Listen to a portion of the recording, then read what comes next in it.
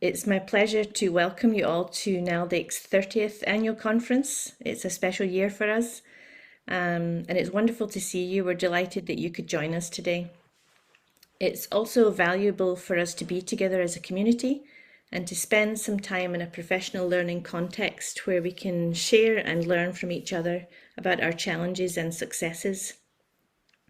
I think if the pandemic has reminded us of one thing, it's that we need each other, particularly during these times where world events, along with local and global changes, have had what we could call a continued and growing impact on learning, the development of languages, literacies, and also how we address issues of inequality.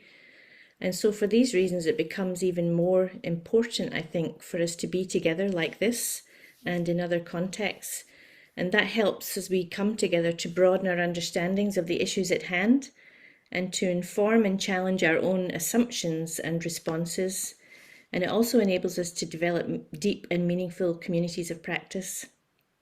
So, as I said, this is a special year for us as a subject association as we celebrate 30 years of our work with our members and with the wider educational community. So it's a special time, and I'm glad you could join us for this event. You will see throughout the day that there are some initiatives that we have planned, a range of activities for our 30 years to celebrate that.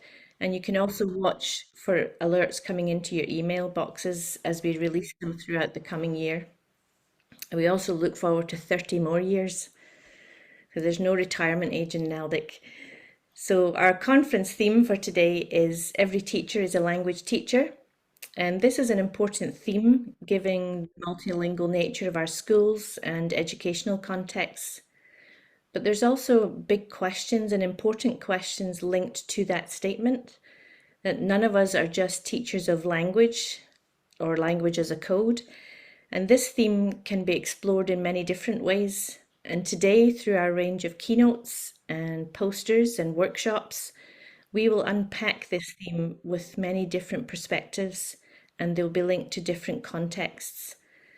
But it's important for us, I think, as educators, as we listen to these different perspectives, to be aware of our own assumptions and our own biases.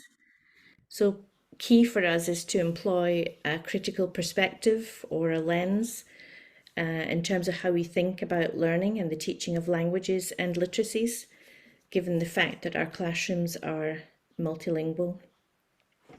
Just to kind of give you an insight into an example of this, I had a sabbatical last year, and one of the things I took away from that was I had the opportunity to work and teach with a classroom teacher in a school in Glasgow, and her class were just fantastic, and we talked a lot about language. But the children and young people within that classroom communicated really clearly, without even necessarily being aware, that they wanted to engage in literacy events where the teaching and learning of languages and literacies were grounded in their everyday lives and experiences, and they were not constrained by or hemmed in by a curriculum whose values and outcomes and experiences often appear to be out of step with the multilingual nature of our classrooms. So, despite their young age, being in primary 7, they raised great big questions around language. And these were not necessarily linked to skills and grammar, but they asked questions around whose language is the most important, their understanding and points of view that English doesn't belong to just England, that other countries have an ownership of English, or their questions around why schools in the UK don't teach community languages as part of the curriculum. So their knowledge and understanding of language was much broader than the curriculum constraints.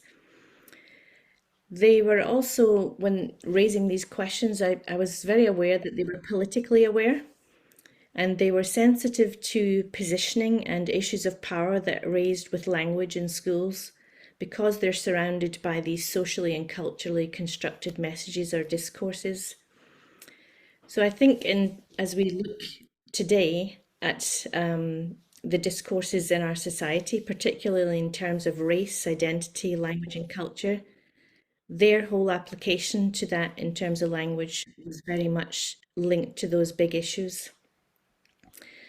So Today we will hear a range of views and perspectives around the theme of the conference, taking in these big questions, critical perspectives that challenge us to lift our heads and maybe define our role differently to what we have known or experienced in the past, and to peer beyond the narrow confines of our curriculum, no matter where in the world that is.